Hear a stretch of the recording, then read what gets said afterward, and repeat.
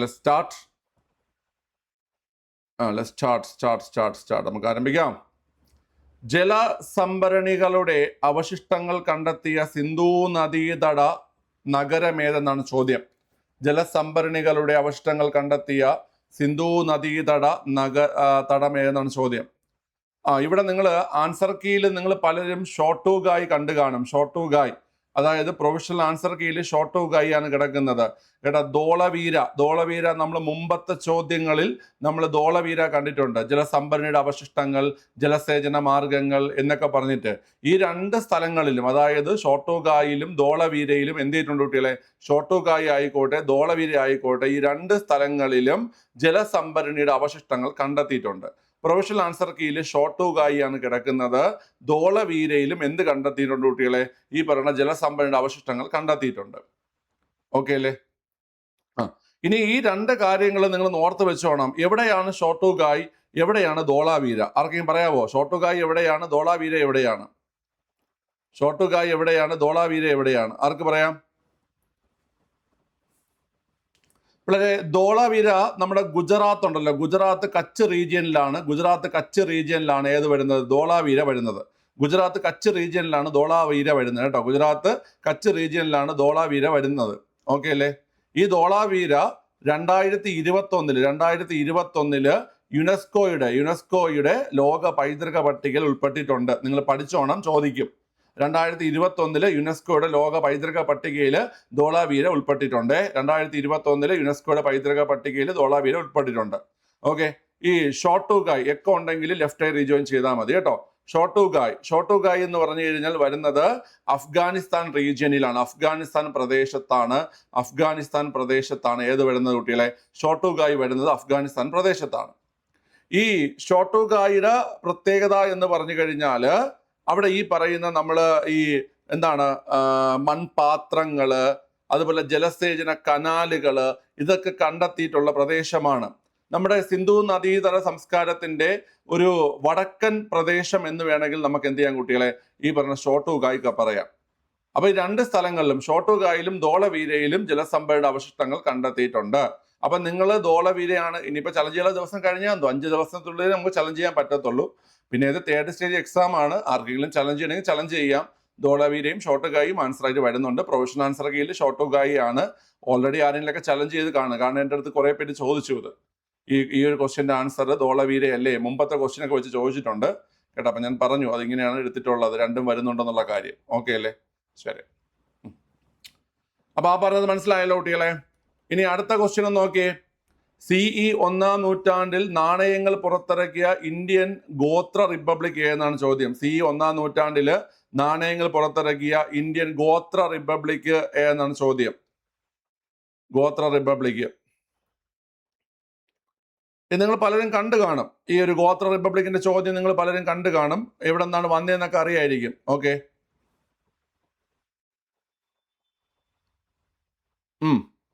CE എന്ന് വെച്ചാൽ common എറ. നമ്മൾ AD തന്നെയാണ് നമ്മൾ CE എന്നും പറയുന്നത് കേട്ടോ. അത് പലർക്കും ഡൗട്ട് ഉണ്ട്. എന്താണ് ഈ CE എന്ന് വെച്ച് കഴിഞ്ഞാൽ? കോമൺ എറ എന്നാണ് CEയുടെ പൂർണ്ണരൂപം. AD എന്ന് വെച്ചാൽ അന്ന ഡോമിനിയെ തന്നെയാണ് നമ്മൾ CE കോമൺ എറ എന്ന് പറയുന്നത്. ആ 1-ാം നൂറ്റാണ്ടിൽ നാണയങ്ങൾ പുറത്തിറക്കിയ ഗോത്ര റിപ്പബ്ലിക് ഏതെന്നാണ് ചോദ്യം. യൗദേയർ എന്നതാണ് എൻ്റെ ആൻസർ കേട്ടോ. ഇത് നമ്മുടെ പ്ലസ് ടു സ്കൂൾ ടെക്സ്റ്റിൽ നിന്നാണ്. പ്ലസ് ടു ഹിസ്റ്ററിയിൽ രാജാക്കന്മാർ അതുപോലെ കർഷകർ അതുപോലെ പട്ടണങ്ങൾ എന്ന് പറയുന്ന ചാപ്റ്ററിൽ നിന്നുള്ള ചോദ്യമാണ്. പ്ലസ് ടു ഹിസ്റ്ററിയിൽ രാജാക്കന്മാർ, കർഷകർ, പട്ടണങ്ങൾ എന്ന ചാപ്റ്ററിൽ നിന്ന് വന്നൊരു ചോദ്യമാണിത്. യൗദേയർ എന്ന ചോദ്യം കേട്ടോ. അതായത് നാണയങ്ങൾ പുറത്തിറക്കിയ ഗോത്ര റിപ്പബ്ലിക് ഏതെന്നാണ് ചോദ്യം കേട്ടോ. നാണയങ്ങൾ പുറത്തിറക്കിയ ഗോത്ര റിപ്പബ്ലിക് ഏതെന്നാണ് ചോദ്യം. ഓക്കെ അല്ലേ? എന്ത് നാണയങ്ങളാണ്? സ്വർണ്ണ നാണയങ്ങളാണോ, വെള്ളി നാണയങ്ങളാണോ, ചെമ്പ് നാണയങ്ങളാണോ? എന്താണ് പുറത്തിറക്കിയത്? യൗദേയർ എന്ത് നാണയങ്ങളാണ്? സ്വർണമാണോ, വെള്ളിയാണോ, ചെമ്പാണോ പുറത്തിറക്കിയത് കുട്ടികളെ? ചെമ്പ് നാണയങ്ങളാണ് കേട്ടോ. എന്താണ്? ചെമ്പ് നാണയങ്ങളാണ് എന്ത് ചെയ്യുന്നത്? പുറത്തിറക്കുന്നത് കേട്ടോ. ചെമ്പ് നാണയങ്ങളാണ് പുറത്തിറക്കുന്നത്. ഓക്കെ.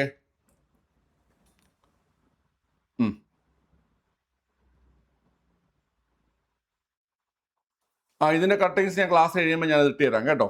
ഞാൻ ചാപ്റ്റർ കട്ടിങ്സ് ഇട്ട് തരാം. ഓക്കെ, ക്ലിയർ ആണ് കേട്ടോ. അപ്പോൾ ഓർത്ത് വെച്ചോണം. എന്താണ് കുട്ടികളെ? ചെമ്പ് നാണയങ്ങളാണ് പുറത്തിറക്കിയത് കേട്ടോ. ഈ നാണയങ്ങൾ പുറത്തിറക്കിയതിൽ നിന്ന് നിങ്ങൾക്ക് എന്താ മനസ്സിലായത്? ഇവർക്ക് എന്തിൽ താല്പര്യമുണ്ടായിരുന്നു? ചിലപ്പോൾ നിങ്ങൾക്ക് ഇങ്ങനെ ചോദിക്കും, ഒന്നാം നൂറ്റാണ്ടിൽ തന്നെ സാമ്പത്തിക വിനിമയത്തിന്റെ സാധ്യതകൾ മനസ്സിലാക്കിയ, അങ്ങനെ ഒരു പോയിന്റ് അതിൽ പറയുന്നുണ്ട് കേട്ടോ.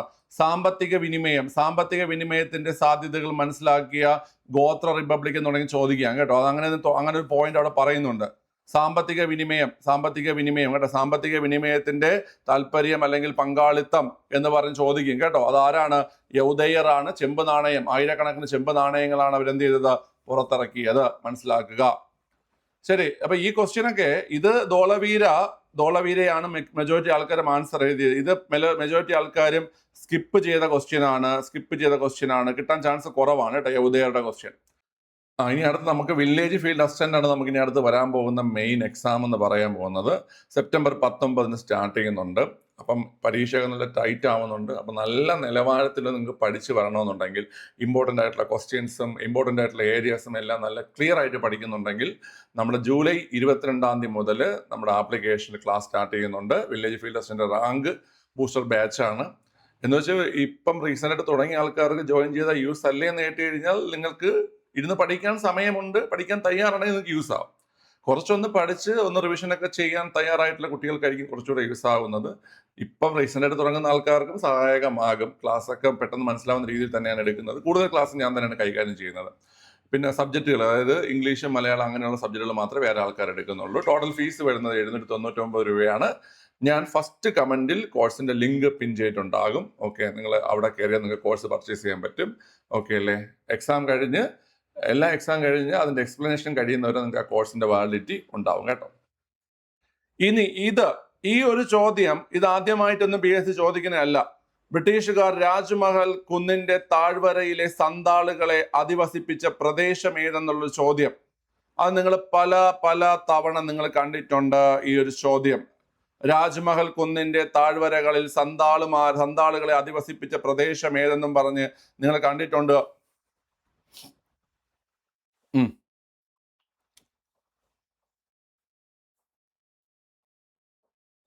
ഓക്കെ, വർഷം അത് ചാപ്റ്റർ പറഞ്ഞുതരാം. ഏത് ചാപ്റ്റർ എന്ന് പറഞ്ഞുതരാം. ചാപ്റ്റർ ഏതാ കുട്ടികളെ?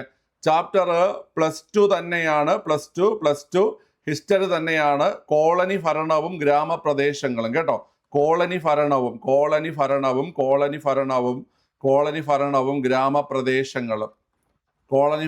ഗ്രാമപ്രദേശങ്ങളും കേട്ടോ.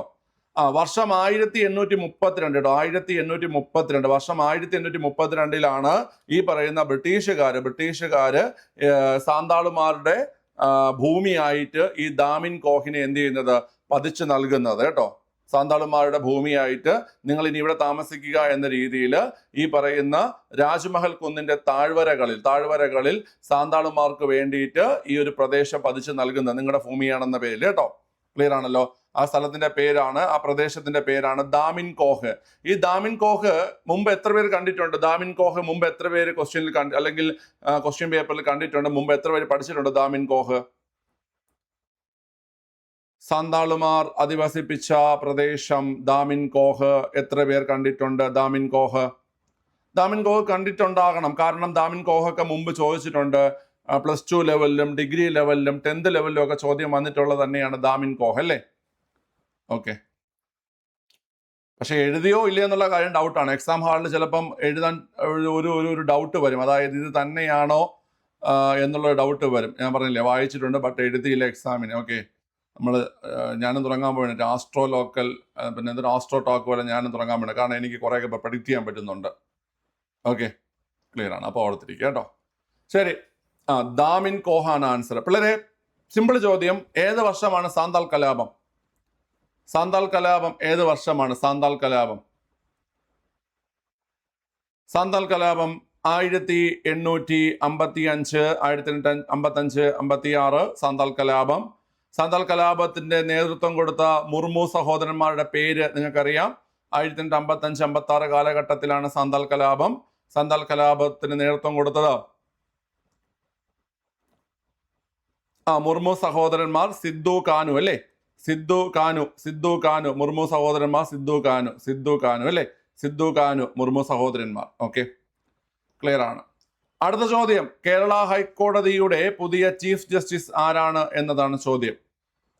കേരള ഹൈക്കോടതിയുടെ പുതിയ ചീഫ് ജസ്റ്റിസ് ആരെന്നാണ് ചോദ്യം. കമന്റ് ചെയ്തേ. കേരള ഹൈക്കോടതിയുടെ പുതിയ ചീഫ് ജസ്റ്റിസ് ആരെന്നാണ് ചോദ്യം. സൗമൻ സെൻ ആണല്ലേ, സൗമൻ സെൻ ആണ്. അദ്ദേഹം എത്രാമത്തെ ചീഫ് ജസ്റ്റിസ് ആണ് കേരള ഹൈക്കോടതിയുടെ? കേരള ഹൈക്കോടതിയുടെ എത്രാമത്തെ ചീഫ് ജസ്റ്റിസ് ആണ് സൗമൻ സെൻ? പറഞ്ഞേ, കേരള ഹൈക്കോടതിയുടെ എത്രാമത്തെ ചീഫ് ജസ്റ്റിസ് ആണ് സൗമൻ സെൻ? കേരള ഹൈക്കോടതിയുടെ 40ാമത്തെ ചീഫ് ജസ്റ്റിസ് ആണ്. 40ാമത്തെ ചീഫ് ജസ്റ്റിസ് ആണ് ആര് കുട്ടികളെ? സൗമൻ സെൻ. 40ാമത്തെ ചീഫ് ജസ്റ്റിസ് ആണ് സൗമൻ സെൻ. അദ്ദേഹം ഏത് സംസ്ഥാനക്കാരനാണ്? അദ്ദേഹത്തിന്റെ സംസ്ഥാനം ഏതാണ്? അദ്ദേഹം ഏത് സംസ്ഥാനക്കാരനാണ് കുട്ടികളെ? ഏത് സംസ്ഥാനക്കാരനാണ്? അദ്ദേഹത്തിന്റെ സംസ്ഥാനം, അദ്ദേഹം വെസ്റ്റ് ബംഗാൾ സ്വദേശിയാണ്. അദ്ദേഹം വെസ്റ്റ് ബംഗാൾ സ്വദേശിയാണ് കേട്ടോ. അദ്ദേഹം വെസ്റ്റ് ബംഗാൾ സ്വദേശിയാണ്. ഓക്കെ, ഹരിയാനയല്ല, വെസ്റ്റ് ബംഗാൾ ആണ്. വെസ്റ്റ് ബംഗാൾ തെറ്റിക്കാതെ പിള്ളേരെ. വെസ്റ്റ് ബംഗാൾ സ്വദേശിയാണ്. ഇവിടേക്ക് വരുന്നതിന് മുമ്പ് അദ്ദേഹം ഏത് സംസ്ഥാനം അല്ലെങ്കിൽ ഏത് ഹൈക്കോടതിയുടെ ചീഫ് ജസ്റ്റിസ് ആയിരുന്നു അദ്ദേഹം?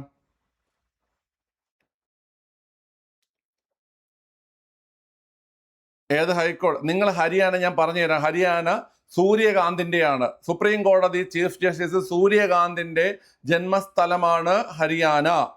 സൂര്യകാന്താണ് ഹരിയാനയിൽ നിന്നുള്ളത്, കൺഫ്യൂഷൻ ആക്കരുത്.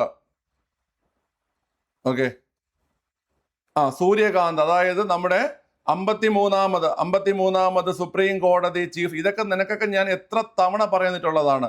53ാമത് സുപ്രീം കോടതി ചീഫ് ജസ്റ്റിസ് സൂര്യകാന്ത് അദ്ദേഹത്തിന്റെ ജന്മസ്ഥലമാണ് ഹരിയാന. ഇദ്ദേഹത്തിന്റെ ജന്മസ്ഥലം വെസ്റ്റ് ബംഗാൾ ആണ്. ഓക്കെ, ഇദ്ദേഹം മേഘാലയ ഹൈക്കോടതിയുടെ ചീഫ് ജസ്റ്റിസ് ആയിരുന്നു. അങ്ങനെ ചോദിക്കും പരീക്ഷയ്ക്ക്, മനസ്സിലായി? അതായത് സൗമൻ സെൻ കേരള ഹൈക്കോടതിയുടെ ചീഫ് ജസ്റ്റിസ് ആകുന്നതിന് മുമ്പ് ഏത് ഹൈക്കോടതിയുടെ ചീഫ് ജസ്റ്റിസ് ആയിരുന്നു എന്ന് കേട്ട് കഴിഞ്ഞാൽ മേഘാലയ. ഏതാ കുട്ടികളെ? മേഘാലയ ഹൈക്കോടതിയുടെ ചീഫ് ജസ്റ്റിസ് ആയിരുന്നു സൗമൻ സെൻ. എത്ര പേർക്ക് പറയാം കേരള ഹൈക്കോടതി ഫോം ചെയ്ത വർഷം, തീയതി? ആർക്ക് കമന്റ് ചെയ്യാൻ പറ്റും? കേരള ഹൈക്കോടതി ഫോം ചെയ്ത വർഷം, തീയതി. ഏത് ദിവസമാണോ കേരളം ഫോം ചെയ്യുന്നത്, 1956 നവംബർ 1, അതേ ദിവസം തന്നെയാണ് കേരള ഹൈക്കോടതിയും കേരള PSCയും എല്ലാം ഫോം ചെയ്യുന്നത്. 1956 നവംബർ 1-ന് കേരള ഹൈക്കോടതി എന്ത് ചെയ്യുന്ന കുട്ടികളെ ഫോം ചെയ്യുന്നത്. കേരള ഹൈക്കോടതിയുടെ ആദ്യത്തെ ചീഫ് ജസ്റ്റിസ് ആരാണ്?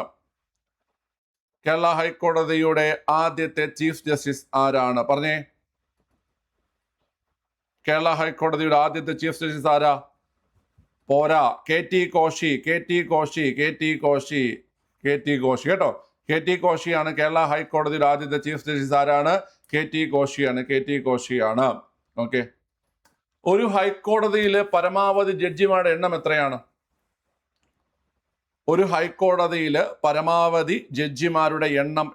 ആർക്ക് പറയാം? ഒരു ഹൈക്കോടതിയിൽ പരമാവധി ജഡ്ജിമാരുടെ എണ്ണം എത്രയാണ് കുട്ടികളെ?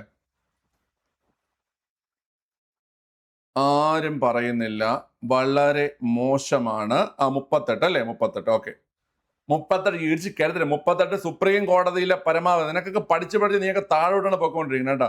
38 സുപ്രീം കോടതിയിലെ പരമാവധി ജഡ്ജിമാരുടെ എണ്ണമാണ് ഏത്? 38. ഹൈക്കോടതിയിലെ പരമാവധി ജഡ്ജിമാരുടെ എണ്ണമാണ് ഞാൻ ചോദിച്ചത്.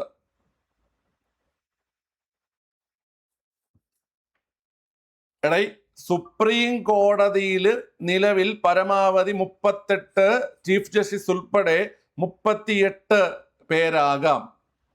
ഹൈക്കോടതിയിൽ അങ്ങനെ ഒരു എണ്ണമില്ല. ഹൈക്കോടതിയിൽ ആ ഒരു ഹൈക്കോടതിയുടെ കീഴിൽ ഉൾപ്പെടുന്ന പ്രദേശങ്ങൾ കണക്കാക്കിക്കൊണ്ട് അതിനനുസരിച്ച് രാഷ്ട്രപതി എന്ത് ചെയ്യും? നിയമിക്കുകയാണ് ചെയ്യുന്നത്. ഓക്കെ, ഒരു നിശ്ചിത എണ്ണമില്ല. ജനസംഖ്യയ്ക്ക് ആനുപാതികമായി രാഷ്ട്രപതി എന്ത് ചെയ്യും കുട്ടികളെ? ജനസംഖ്യയ്ക്ക് ആനുപാതികമായി രാഷ്ട്രപതി നിയമിക്കുകയാണ് ചെയ്യുന്നത്. ഓക്കെ ഓക്കെ സാർ, നോ എണ്ണം. എന്നെ കൊണ്ടൊന്നും പറയിപ്പിക്കല്ലേ.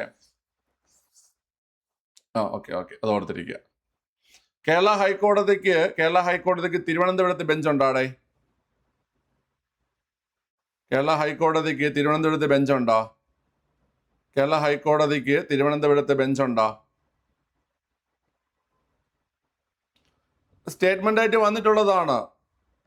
കേരള ഹൈക്കോടതി രൂപം കൊള്ളുന്ന സമയം മുതൽ തന്നെ അതിന്റെ ആസ്ഥാനം എറണാകുളമായിരുന്നോ? കേരള ഹൈക്കോടതി രൂപം കൊള്ളുന്ന സമയം തൊട്ട് തന്നെ കേരള ഹൈക്കോടതിയുടെ ആസ്ഥാനം എറണാകുളം തന്നെയായിരുന്നോ?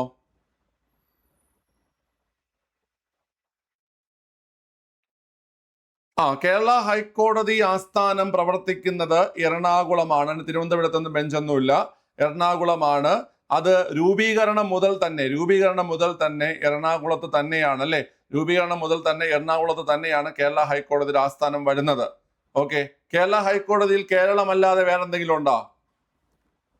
കേരള ഹൈക്കോടതിയിൽ കേരളമല്ലാതെ വേറെന്തെങ്കിലും വരുന്നുണ്ടോ? പറ. കേരള ഹൈക്കോടതിയില് കേരളമല്ലാതെ. ഓക്കെ, ലക്ഷദ്വീപ് വരുന്നുണ്ട്. Very good very good. Lakshadweep വരുന്നുണ്ട് അല്ലേ? ലക്ഷദ്വീപ് വരുന്നുണ്ട് കേട്ടോ, ലക്ഷദ്വീപ് വരുന്നുണ്ട്. ഓക്കെ അല്ലേ? ക്ലിയർ ആണ്. ശരി, അപ്പം മനസ്സിലായിക്കോണം, കേരള ഹൈക്കോടതിക്ക് മറ്റ് സ്ഥലങ്ങളിൽ എന്തില്ല? റീജിയണൽ ബെഞ്ചസ് ഇല്ല എന്ന് മനസ്സിലായിക്കോണം കേട്ടോ. റീജിയണൽ ബെഞ്ചസ് ഇല്ല എന്ന് മനസ്സിലായിക്കോണം. തിരുവനന്തപുരത്തും ഇല്ല, ഒരിടത്തും ഇല്ല കേട്ടോ. ഓക്കെ അല്ലേ? കേരള ഹൈക്കോടതിയുടെ ആസ്ഥാനം രൂപീകരണം മുതൽ തന്നെ, അതും ചോദിച്ചിട്ടുണ്ട്, രൂപീകരണം മുതൽ തന്നെ എവിടെയാണ്? നമ്മുടെ തിരുവനന്തപുരം, കൊച്ചി, എറണാകുളത്ത് തന്നെയാണ് കേട്ടോ. ശരി, അടുത്ത ചോദ്യം. 64ാമത് കേരള സ്കൂൾ കലോത്സവത്തിൽ കിരീടം നേടിയ ജില്ല ഏതാണ് കുട്ടികളെ? 64ാമത് കേരള സ്കൂൾ കലോത്സവത്തിൽ കിരീടം നേടിയ ജില്ല ഏതാണ് ചോദ്യം. 64ാമത് കേരള സ്കൂൾ കലോത്സവത്തില് 64ാമത് കേരള സ്കൂൾ കലോത്സവം 2020, 2026, 2026 ജനുവരിയിലാണ് നടന്നത്. 2026 ജനുവരി 14 മുതൽ 18 തീയതി വരെയാണ് നടന്നത്. ഓക്കെ, എവിടെയായിരുന്നു വേദി കുട്ടികളെ? എവിടെയായിരുന്നു വേദി? പറ, വേദി എവിടെയായിരുന്നു? 64ാമത് കേരള സ്കൂൾ കലോത്സവത്തിന്റെ വേദി തൃശ്ശൂര്. വേദി തൃശ്ശൂര് അല്ലേ? വേദി തൃശ്ശൂര്. ഓക്കെ, വേദി തൃശ്ശൂര്. ഒന്നാം സ്ഥാനം, രണ്ടാം സ്ഥാനം, മൂന്നാം സ്ഥാനം പറ. ഒന്നാം സ്ഥാനം, രണ്ടാം സ്ഥാനം, മൂന്നാം സ്ഥാനം പറ. 1028 പോയിന്റുകൾ നേടിക്കൊണ്ട് കണ്ണൂർ ഒന്നാം സ്ഥാനം, അല്ലെ? 1028 പോയിന്റുകൾ നേടിക്കൊണ്ട് കണ്ണൂർ ഒന്നാം സ്ഥാനം. ഓക്കെ, 1023 പോയിന്റുകൾ നേടിക്കൊണ്ട് തൃശ്ശൂർ രണ്ടാം സ്ഥാനം. 1023 പോയിന്റുകൾ നേടിക്കൊണ്ട് തൃശ്ശൂർ രണ്ടാം സ്ഥാനം. 1017 പോയിന്റുകൾ നേടിക്കൊണ്ട് കോഴിക്കോട് മൂന്നാം സ്ഥാനം. ഓക്കെ, അപ്പം 2026 ജനുവരി 14 മുതൽ 18 വരെ തൃശ്ശൂർ വേദിയായി 64ാമത് കേരള സ്കൂൾ കലോത്സവം നടന്നു. അതില് ഓവറോൾ ചാമ്പ്യനായത് 1028 പോയിന്റോടുകൂടി കണ്ണൂര്, 1023 പോയിന്റോട് തൃശ്ശൂർ രണ്ടാം സ്ഥാനം, 1017 പോയിന്റോടുകൂടി കോഴിക്കോട് മൂന്നാം സ്ഥാനം. പോയിന്റ് ഒക്കെ നോക്കി വെച്ചോണം. ഇനി അങ്ങോട്ട് വരാൻ പോകുന്ന പരീക്ഷകളിൽ ചിലപ്പോൾ പോയിന്റ് ഉൾപ്പെടെ കയറി ചോദിക്കാം. ഓക്കെ അല്ലേ? അങ്ങനെയാണെങ്കിൽ 2025 63ാമത് കേരള സ്കൂൾ കലോത്സവത്തിന്റെ വേദിയും ജേതാക്കളും ഒന്ന് പറഞ്ഞേ. പറ കുട്ടികളെ. 2025 63ാമത് സ്കൂൾ കലോത്സവത്തിന്റെ വേദിയും ജേതാക്കളും ഒന്ന് പറഞ്ഞേ. പറ്റുന്നില്ല? 63ാമത് കേരള സ്കൂൾ കലോത്സവം വേദി തിരുവനന്തപുരം.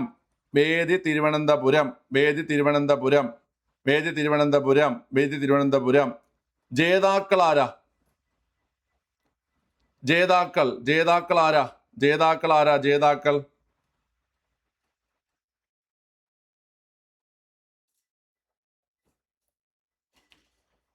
പറയുന്നില്ല. ജേതാക്കള് തൃശ്ശൂര്. ആരാ കുട്ടികളെ? ജേതാക്കള് തൃശ്ശൂർ അല്ലേ?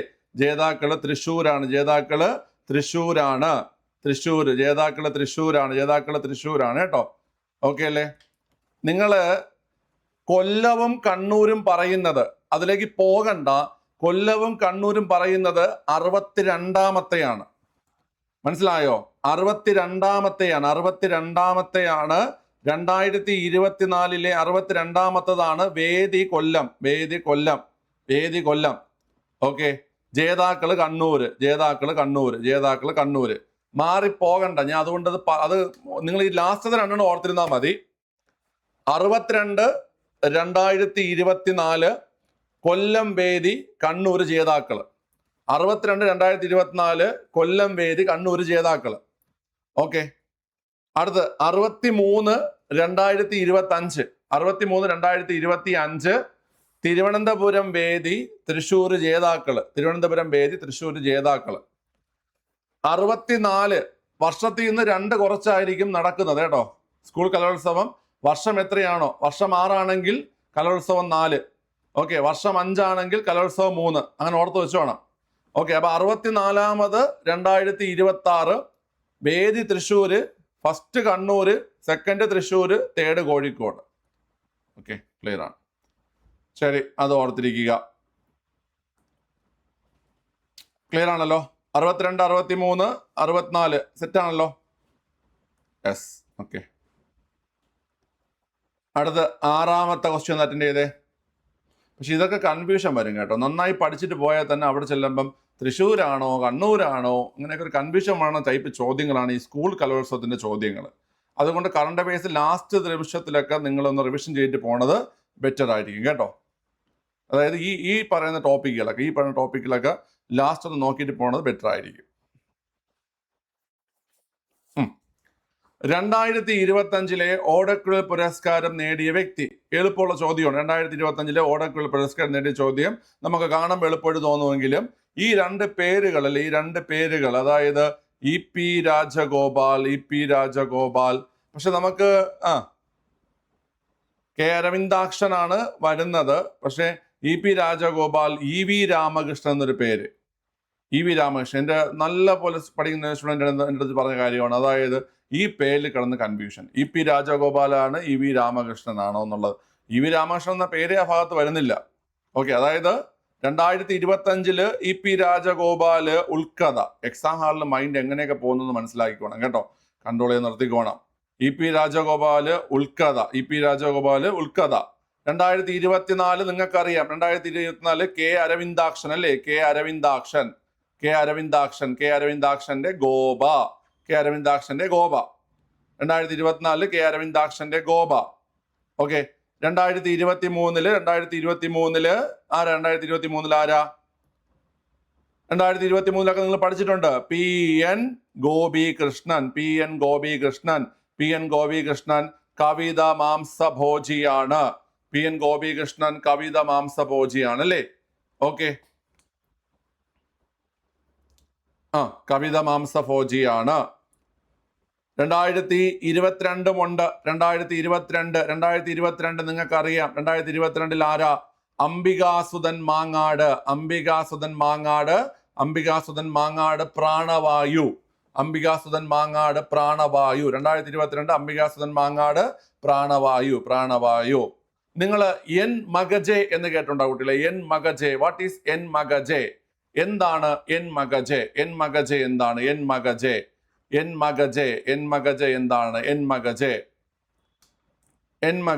എൻ മഗജെ കാസർഗോഡിലെ ഒരു സ്ഥലമാണ്. അതുപോലെ തന്നെ നമ്മുടെ എൻഡോസൾഫാൻ ദുരന്തം ബേസ് ചെയ്തിട്ട് അംബികാസുധൻ മാങ്ങാട് എഴുതിയിരിക്കുന്ന നോവലിന്റെ പേരാണ് എൻ മഗജെ. എൻഡോസൾഫാൻ ദുരന്തം ബേസ് ചെയ്തിട്ട് അംബികാസുധൻ മാങ്ങാട് എഴുതിയിട്ടുള്ള നോവലിന്റെ പേരാണ് എന്ത്? എൻ മഗജെ. ഓക്കെ, ക്ലിയർ ആണ്. ഈ എൻ പ്രഭാകരന് ഓടക്കുഴൽ പുരസ്കാരം ലഭിച്ച വർഷം ആർക്കെങ്കിലും പറയാവോ? എൻ പ്രഭാകരൻ ഇപ്പൊ കേന്ദ്ര സാഹിത്യ അക്കാദമി പുരസ്കാരമൊക്കെ ലഭിച്ച വ്യക്തിയാണ് എൻ പ്രഭാകരൻ. മായ മനുഷ്യർ എന്ന കൃതിക്ക് കേന്ദ്ര സാഹിത്യ അക്കാദമി പുരസ്കാരം ലഭിച്ച വ്യക്തിയാണ് എൻ പ്രഭാകരൻ. കേന്ദ്ര സാഹിത്യ അക്കാദമി പുരസ്കാരം എൻ പ്രഭാകരൻ മായ മനുഷ്യർ എന്ന കൃതിക്ക് അദ്ദേഹത്തിന് ഓടക്കുഴൽ പുരസ്കാരം ലഭിച്ച വർഷം ഏതാണ്? ഓക്കെ, ആർക്ക് പറയാം? 2019 എൻ പ്രഭാകരന് 2019 ഓടക്കുഴൽ പുരസ്കാരം. 2019 ഓടക്കുഴൽ പുരസ്കാരമാണ് അദ്ദേഹത്തിന് ലഭിച്ചത്. 2019 മായ മനുഷ്യർ. ആരാ കുട്ടികളെ? മായ മനുഷ്യർ അല്ലേ? 2019 പുരസ്കാരമാണ് ലഭിച്ചത്. അത് മായ മനുഷ്യർ എന്ന കൃതിക്കാണ് ലഭിച്ചത്. മായ മനുഷ്യർ. ഓക്കെ, അപ്പൊ ഓടക്കുഴൽ പുരസ്കാരം 25 ആർക്കാ ലഭിച്ച കുട്ടികളെ? ഇ പി രാജഗോപാൽ ഏതാണ് കുട്ടികളെ? ഉൾക്കഥ എന്ന കൃതിക്കാണ്. 2024 കെ അരവിന്ദാക്ഷൻ ഗോപ എന്ന കൃതിക്കാണ്. 2023 പി എൻ ഗോപികൃഷ്ണൻ കവിത മാംസഭോജിയാണ്. 22 അംബികാസുധൻ മാങ്ങാട് പ്രാണവായു. ഓക്കെ, 2019 പുരസ്കാരം ലഭിച്ചത് മായ മനുഷ്യർ. 2019 പുരസ്കാരം ലഭിച്ചത് മായ മനുഷ്യർ.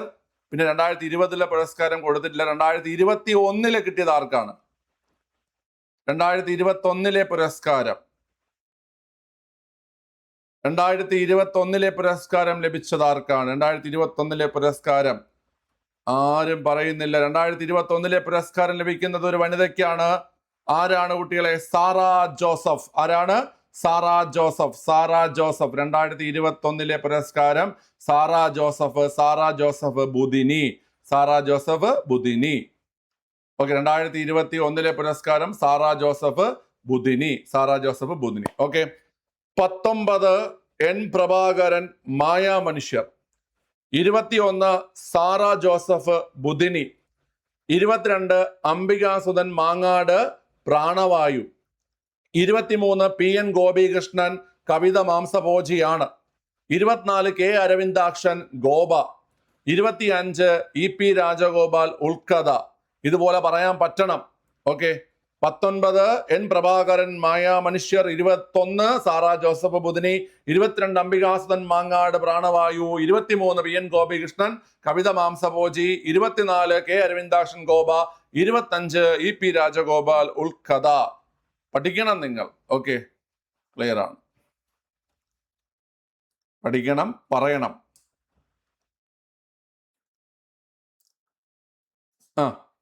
അയ്യാവഴി അറിയപ്പെടുന്ന വിശ്വാസ സമ്പ്രദായത്തിന്റെ സ്ഥാപകൻ ഏതാണ്? അയ്യാവഴി, പിതാവിന്റെ വഴി എന്നൊക്കെ അറിയപ്പെടുന്ന മതം ആരുടെ എന്നൊക്കെ ചോദിക്കാറുണ്ട്. ഈസി ക്വസ്റ്റ്യൻ ആണ്. ഇതൊക്കെ സ്ഥിരം ചോദ്യങ്ങളാണ്, എല്ലാവരും എഴുതും. അയ്യാവഴി എന്നറിയപ്പെടുന്ന വിശ്വാസ സമ്പ്രദായത്തിന്റെ സ്ഥാപകൻ ആരാ കുട്ടികളെ? അത് വൈകുണ്ഠ സ്വാമികളാണ്. എന്നാൽ അയ്യാവഴി ഒരു വിശ്വാസ സമ്പ്രദായം, ഒരു മതമായി കണക്കാക്കുമ്പോൾ അയ്യാവഴിയുടെ ബൈബിൾ എന്നറിയപ്പെടുന്ന ഗ്രന്ഥം ഏതാണ്? അയ്യാവഴിയുടെ ബൈബിൾ എന്നറിയപ്പെടുന്ന ഗ്രന്ഥം ഏതാണ്? അയ്യാവഴിയുടെ ബൈബിൾ എന്നറിയപ്പെടുന്ന ഗ്രന്ഥം ഏതാണ് കുട്ടികളെ? അയ്യാവഴിയുടെ ബൈബിൾ എന്നറിയപ്പെടുന്ന ഗ്രന്ഥം അരുൾനൂലല്ല, അഖില തിരുട്ട്. ഏതാ കുട്ടികളെ? അഖിലത്തിരുട്ട് അമ്മാനെ. അയ്യാവഴിയുടെ ബൈബിൾ എന്നറിയപ്പെടുന്നത് അഖിലത്തിരുട്ട് അമ്മാനെയാണ്. അദ്ദേഹത്തിന്റെ തന്നെ കൃതിയാണ്. നിങ്ങൾ പറഞ്ഞ അരുൾനൂലും അദ്ദേഹത്തിന്റെ തന്നെ കൃതിയാണ് കേട്ടോ. അദ്ദേഹത്തിന്റെ തന്നെ കൃതിയാണ് ഏത്? അരുൾനൂല്. അഖിലത്തിരുട്ട് അമ്മാനെയാണ് അയ്യാവഴിയുടെ ബൈബിൾ എന്നറിയപ്പെടുന്നത്. പരിസ്ഥിതി പ്രവർത്തകരുടെ ബൈബിൾ എന്നറിയപ്പെടുന്ന ഏതിനെയാ? പരിസ്ഥിതി പ്രവർത്തകരുടെ ബൈബിൾ എന്നറിയപ്പെടുന്നത് ഏതിനെയാണ് കുട്ടികളെ? പരിസ്ഥിതി പ്രവർത്തകരുടെ ബൈബിൾ എന്നറിയപ്പെടുന്നത് ഏതിനെയാണ്? പരിസ്ഥിതി പ്രവർത്തകരുടെ Bible. Tell me. Silent spring, നിശബ്ദ വസന്തം. റേച്ചൽ കഴ്സന്റെ നിശബ്ദ വസന്തത്തെയാണ് പരിസ്ഥിതി പ്രവർത്തകരുടെ ബൈബിൾ എന്നറിയപ്പെടുന്നത്. പരിസ്ഥിതി പ്രവർത്തകരുടെ ബൈബിൾ എന്നറിയപ്പെടുന്നത് റേച്ചൽ കഴ്സന്റെ നിശബ്ദ വസന്തം. ഗണിതശാസ്ത്രജ്ഞരുടെ ബൈബിൾ എന്നറിയപ്പെടുന്നത് എന്തിനെയാണ്? ഗണിതശാസ്ത്രജ്ഞരുടെ ബൈബിൾ എന്നറിയപ്പെടുന്നത് എന്തിനെയാണ്? ഗണിതശാസ്ത്രജ്ഞരുടെ ബൈബിൾ എന്നറിയപ്പെടുന്നത് യൂക്ലിഡിന്റെ യൂക്ലിഡിന്റെ യൂക്ലിഡിന്റെ എലമെന്റ്സ് എന്ന പുസ്തകമാണ്. ഗണിതശാസ്ത്രത്തിന്റെ ബൈബിൾ എന്നറിയപ്പെടുന്നത് യൂക്ലിഡിന്റെ എലമെന്റ്സ് എന്ന പുസ്തകമാണ്. എലമെന്റ്സ് എന്ന പുസ്തകമാണ്. അങ്ങനെയാണെങ്കിൽ നാസിസത്തിന്റെ ബൈബിൾ എന്നറിയപ്പെടുന്നത് എന്തിനെയാണ്? നാസിസത്തിന്റെ ബൈബിൾ എന്നറിയപ്പെടുന്നത് എന്തിനെയാണ്? നാസിസത്തിന്റെ ബൈബിൾ എന്നറിയപ്പെടുന്നത് എന്തിനെയാണ്? ആർക്ക് പറയാം? ഹിറ്റ്ലർ എഴുതിയ മെയിൻ കാഫ് ആണ് നാസിസത്തിന്റെ ബൈബിൾ എന്നറിയപ്പെടുന്നത്. ഹിറ്റ്ലറുടെ മെയിൻ കാഫ് ആണ് അല്ലെ, മെയിൻ കാഫ് ആണ് നാസിസത്തിന്റെ ബൈബിൾ എന്നറിയപ്പെടുന്നത്. ഓക്കെ, ഏതെങ്കിലും ബൈബിള് ഒന്നുകൂടെ പറഞ്ഞു തരണോ? ഏതെങ്കിലും ബൈബിൾ ഒന്നുകൂടെ പറഞ്ഞു തരണോ? വേണ്ട. ഓക്കെ, നിങ്ങൾ ബൈബിളൊക്കെ കട്ടക്കി പിടിച്ചിട്ടുണ്ട്. അടുത്ത ചോദ്യം. അഭിനവ കേരളം മാസിക പ്രസിദ്ധീകരിച്ച സാമൂഹ്യ പരിഷ്കർത്താവ്. ലാസ്റ്റ് പറഞ്ഞത് നാസിസം. നിങ്ങൾ പഠിച്ചിട്ടുണ്ട് ഫാസിസം, ഇറ്റലി, മുസോളിനി. നാസിസം, ജർമ്മനി, ഹിറ്റ്ലർ. ഈ നാസിസത്തിന്റെ ബൈബിൾ എന്നറിയപ്പെടുന്നത് ഹിറ്റ്ലറുടെ ആത്മകഥയായിട്ടുള്ള മെയിൻ കാഫാണ് കേട്ടോ. മെയിൻ കാഫാണ് ഹിറ്റ്ലറുടെ ആത്മകഥയായിട്ടുള്ള മെയിൻ കാഫാണ് നാസിസത്തിന്റെ ബൈബിൾ എന്നറിയപ്പെടുന്നത്. ഇത് മൂന്നും പഠിച്ചോണം. ഫാസിസം, ഇറ്റലി, മുസോളിനി. നാസിസം, ജർമ്മനി, ഹിറ്റ്ലർ. ഓക്കെ അല്ലേ? അദ്ദേഹത്തിന്റെ ആത്മകഥ മെയിൻ കാഫ്, എന്റെ സമരം. ശരി എടാ, അഭിനവ കേരളം മാസിക പ്രസിദ്ധീകരിച്ച സാമൂഹ്യ പരിഷ്കർത്താവ് ആരാണ് കുട്ടികളെ? വാഗ്ഭടാനന്ദനാണ്. വാഗ്ഭടാനന്ദനാണ് അഭിനവ കേരളം മാസിക പ്രസിദ്ധീകരിച്ചത്. എന്നാൽ അഭിനവ കേരളം മാസികയാണെങ്കിൽ ആത്മവിദ്യാ കാഹളം എന്താണ് കുട്ടികളെ? ആത്മവിദ്യാ കാഹളം വാഗ്ഭടാനന്ദൻ തന്നെയാണ്. ആത്മവിദ്യാ കാഹളം എന്താണ്? ആർക്ക് പറയാം? ആത്മവിദ്യാ കാഹളം എന്താണ്? ആർക്ക് പറയാം? ആത്മവിദ്യാ കാഹളം എന്താണ്? പറഞ്ഞ കുട്ടികളെ. ആത്മവിദ്യാ കാഹളം അതൊരു പത്രിക. ആത്മവിദ്യാ കാഹളം എന്ന പത്രിക പുറത്തിറക്കിയത് ആരാണ്? അതും വാഗ്ഭടാനന്ദൻ തന്നെയാണ്. ആത്മവിദ്യാ കാഹളം എന്ന പത്രിക പുറത്തിറക്കിയതും ആരാണ് കുട്ടികളെ? വാഗ്ഭടാനന്ദൻ തന്നെയാണ്. ആത്മവിദ്യാ കാഹളം എന്ന പത്രിക എന്ത് ചെയ്യുന്നത്? പുറത്തിറക്കുന്നത് കേട്ടോ. മനസ്സിലായ? അഭിനവ കേരളം മാസികയാണ്.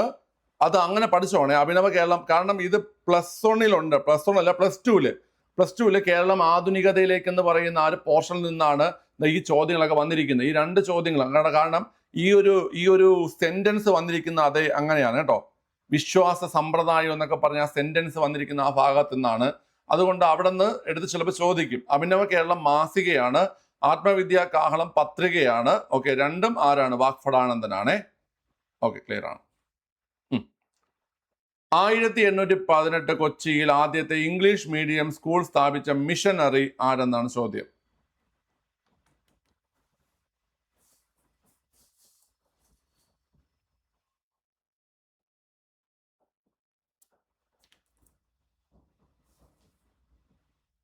വളരെ ഞാൻ ഈ പറഞ്ഞ ചാപ്റ്ററിൽ, ഇപ്പൊ ഞാൻ പറഞ്ഞില്ല ചാപ്റ്ററിൽ, അതായത് 12ാം ക്ലാസ് ഹിസ്റ്ററി, കേരളം ആധുനികതയിലേക്ക്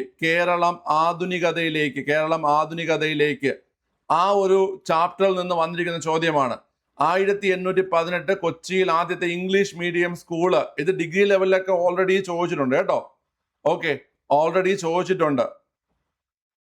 ക്ലിയർ ആണ്. അത് ആരാണ് കുട്ടികളെ? ഡൗസൺ ആണല്ലേ? ഡൗസൺ ആണല്ലേ? ഡൗസൺ ആണ് കേട്ടോ. ഓക്കെ അല്ലേ? ഡൗസൺ ആണ്. എത്ര പേർക്ക് അറിയായിരുന്നു? പറ കുട്ടികളെ, എത്ര പേർക്ക് അറിയായിരുന്നു?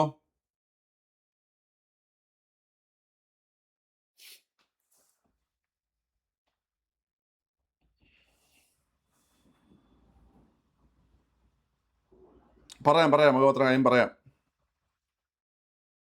അറിയത്തില്ലായിരുന്നു. പക്ഷെ ഇത് മുമ്പ് ചോദിച്ചിട്ടുണ്ട് കേട്ടോ. 1818 എന്ത് ചെയ്തു കുട്ടികളെ? ഈ പറയുന്ന ഇംഗ്ലീഷ് മീഡിയം സ്കൂൾ സ്ഥാപിച്ച മിഷനറി ആരാണ്? ഡൗസൺ ആണ് കേട്ടോ. ഡൗസൺ ആയിരുന്നു. ഓക്കെ, എനിക്കറിയായിരുന്നു ബഡ് എഴുതിയില്ല. അതെന്ത് നിനക്ക് മാർക്ക് വേണ്ടി? അതെന്തൊരു സ്വഭാവം? നിനക്ക് അറിയാൻ പിന്നെ എഴുതാത്തെന്ത്?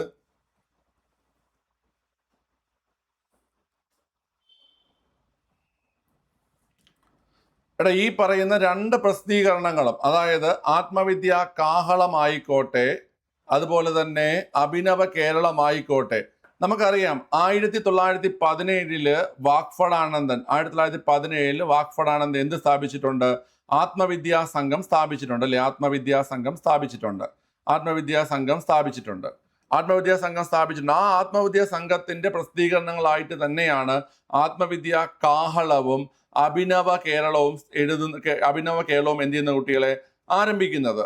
ഈ രണ്ട് പ്രസിദ്ധീകരണങ്ങളും ആത്മവിദ്യാ സംഘത്തിന്റെ ഭാഗമായിട്ട് അത് ബേസ് ചെയ്ത് പുറത്തിറങ്ങിയ തന്നെയാണ് കേട്ടോ.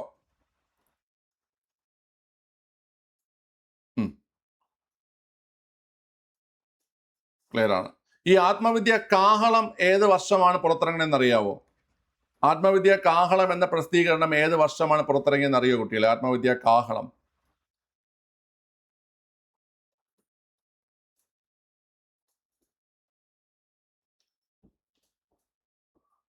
ഏത് വർഷമാണ് ആത്മവിദ്യ കാഹളം പുറത്തിറങ്ങുന്നത്? 29-ലാണോ? 28-ലാണോ?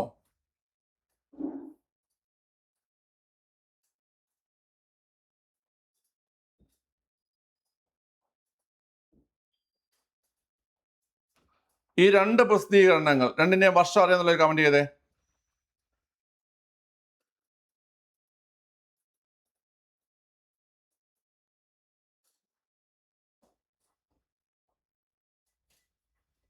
പാസ്.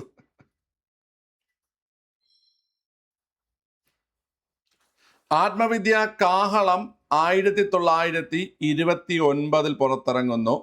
അഭിനവ കേരളം 1921 പുറത്തിറങ്ങുന്നു.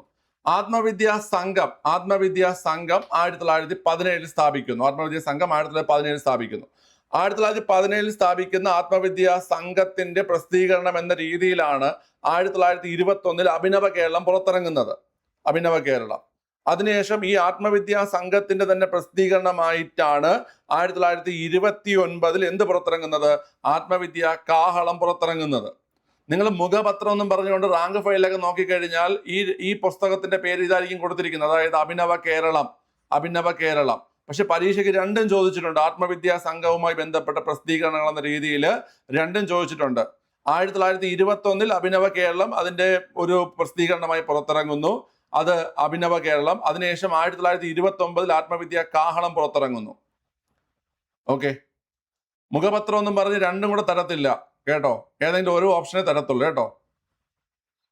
താഴെ പറയുന്നതിൽ ആത്മവിദ്യാ സംഘത്തിന്റെ പ്രസിദ്ധീകരണം അല്ലെങ്കിൽ മുഖപത്രം എന്ന രണ്ട് ഓപ്ഷൻ തരത്തില്ല. കാരണം ഇത് രണ്ടും അവയുടെ പ്രസിദ്ധീകരണങ്ങളാണ്. 21 അഭിനവ കേരളം ആരംഭിക്കുന്നു, 29 ആത്മവിദ്യാ കാഹളം ആരംഭിക്കുന്നു. ഓക്കെ അല്ലേ?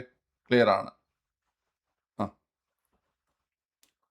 ശരി, അപ്പം വളരെ കൊച്ചിയില് ആദ്യത്തെ ഇംഗ്ലീഷ് മീഡിയം സ്കൂൾ സ്ഥാപിച്ച മിഷണറി അത് ഏതാണ്? ഡൗസൺ ആണ്. ഓക്കെ, അത് അറിഞ്ഞിട്ടും എഴുതാത്ത ആൾക്കാർ ആരൊക്കെ? മനീഷ് അല്ലാതെ വേറെ ആരെങ്കിലും ഉണ്ടോ? അറിഞ്ഞിട്ടും എനിക്ക് ആ മാർക്ക് വേണ്ട, അങ്ങനെ ക്രിസ്ത്യൻ മിഷണറിമാരുടെ മാർക്കൊന്നും എനിക്ക് വേണ്ട എന്ന രീതിയിൽ ഉപേക്ഷിച്ച ആൾക്കാർ വേറെ ആരെങ്കിലും ഉണ്ടോ? ഇല്ല. അടുത്ത്, കേരളത്തിലെ ആദ്യത്തെ സമ്പൂർണ്ണ സ്വദേശീയ അച്ചടിശാല, അതായത് വിദേശീയരുടെ സഹായമില്ലാതെ നമ്മൾ കേരളത്തിൽ സ്ഥാപിച്ചിട്ടുള്ള അച്ചടിശാല ഏതെന്നാണ് ചോദ്യം. ഏത് അച്ചടിശാലയാണ് കുട്ടികളെ? വിദേശീയരുടെ സഹായമില്ലാതെ കേരളത്തിൽ സ്ഥാപിച്ചിട്ടുള്ള അച്ചടിശാല ഏതാണ്? അത് സെന്റ് ജോസഫ് പ്രസ് ആണല്ലേ കുട്ടികളെ? ഏതാണ്? സെന്റ് ജോസഫ് പ്രസ് ആണ്. ഓക്കെ, ആർക്ക് പറയാം? സെന്റ് ജോസഫ് പ്രസ് ഏത് വർഷമാണ് സ്ഥാപിക്കുന്നത്? 1846. സെന്റ് ജോസഫ് പ്രസ് സ്ഥാപിക്കുന്നത് ആരാണ് കുട്ടികളെ? സെന്റ് ജോസഫ് പ്രസ് സ്ഥാപിക്കുന്ന വിദേശിയുടെ സഹായമില്ലാതെ സെന്റ് ജോസഫ് പ്രസ് സ്ഥാപിക്കുന്നത് ചാവറയച്ചൻ. ആരാ കുട്ടികളെ? കുര്യാക്കോസ് ഏലിയാസ് ചാവറ. എവിടെയാണ് സ്ഥാപിക്കുന്നത് കേട്ടാൽ മാന്നാനത്താണ് സ്ഥാപിക്കുന്നത്. അപ്പം വിദേശ സഹായമില്ലാതെ അല്ലെങ്കിൽ നമ്മൾ ഇൻഡിജിയസ് ആയിട്ട് സ്റ്റാർട്ട് ചെയ്യുന്ന ആദ്യത്തെ അച്ചടിശാലയാണ് സെന്റ് ജോസഫ് പ്രസ്. 1846 ചാവറയച്ചൻ. 1846 ചാവറയച്ചൻ കോട്ടയം ജില്ലയിലെ മാന്നാനത്താണ് സ്ഥാപിക്കുന്നത്. എങ്കിൽ നിങ്ങൾ പറ കുട്ടികളെ, എങ്കിൽ നിങ്ങൾ പറ, അവിടെ നിന്ന് പ്രസിദ്ധീകരിച്ച ആദ്യ പുസ്തകം ഏതാണ്? Saint Joseph press, Kottayam Mannanam saint Joseph പ്രസിൽ നിന്ന് പ്രസിദ്ധീകരിക്കുന്ന ആദ്യ പുസ്തകം ഏതാണ്?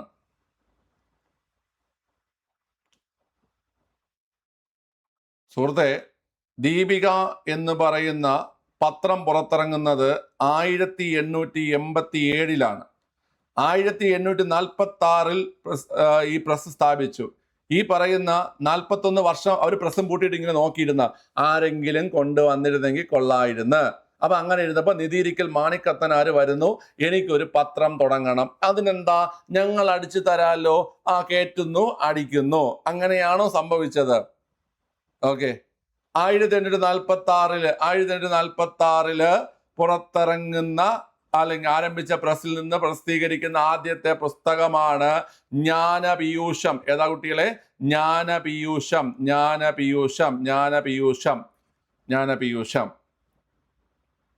പക്ഷേ നിങ്ങൾ പറഞ്ഞത് വളരെ ശരിയാണ്. 1887 നിധിയിരിക്കൽ മാണിക്കത്തനാർ 1887 നിധിയിരിക്കൽ മാണിക്കത്തനാർ ആരംഭിച്ച ദീപിക എന്ന പത്രം എവിടെ നിന്നാണ് പ്രസിദ്ധീകരിക്കുന്നത്? ദീപിക എന്ന പത്രം എവിടെ നിന്നാണ് അച്ചടിച്ചതെന്ന് കേട്ട് കഴിഞ്ഞാൽ ഇതേ പ്രസിൽ നിന്ന് തന്നെയാണ്. ഓക്കെ അല്ലേ? അപ്പൊ ഞാൻ ഒന്നുകൂടെ പറഞ്ഞുതരാം. കേരളത്തിൽ ആദ്യത്തെ സമ്പൂർണ്ണ സ്വദേശി അച്ചടിശാല സെന്റ് ജോസഫ് പ്രസ്, 1846, ചാവറയച്ചൻ, മാന്നാനം, കോട്ടയം. അവിടെ നിന്ന് പ്രസിദ്ധീകരിക്കുന്ന ആദ്യ പുസ്തകം ജ്ഞാനപീയൂഷം. 1887 നിധിയിരിക്കൽ മാണിക്കത്തനാർ സ്ഥാപിച്ച ദീപിക അല്ലെങ്കിൽ നസ്രാണി ദീപിക പ്രസിദ്ധീകരിക്കുന്നതും ഇതേ പ്രസിൽ നിന്നാണ്. ഓക്കെ. അങ്ങനെയെങ്കിൽ കേരളത്തിലെ ആദ്യ പ്രസ് ഏതാ?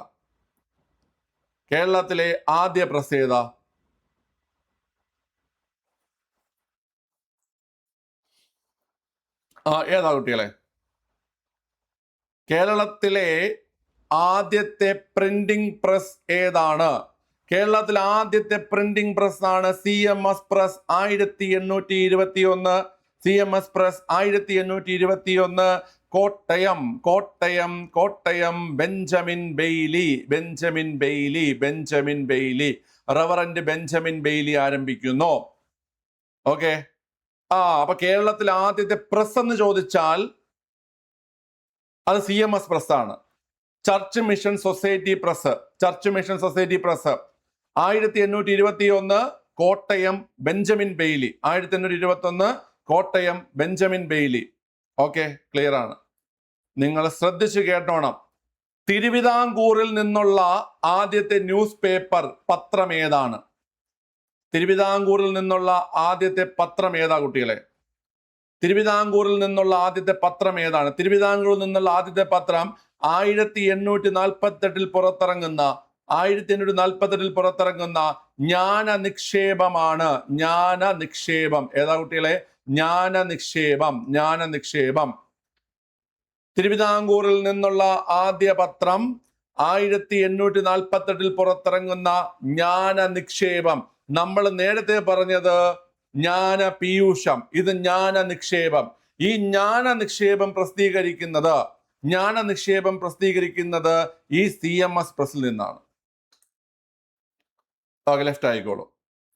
അപ്പൊ കേരളത്തിലെ ആദ്യത്തെ press CMS press, church mission society press, 1821 Kottayam Benjamin Bailey. തിരുവിതാംകൂറിലെ ആദ്യ പത്രമായിട്ടുള്ള ജ്ഞാനനിക്ഷേപം 1848 പുറത്തിറങ്ങുന്നത് ഈ പ്രസിൽ നിന്നാണ്. മനസ്സിലായ പിള്ളേരെ? ഓക്കെ ആണോ? ഒന്ന് കമന്റ് ചെയ്തേ.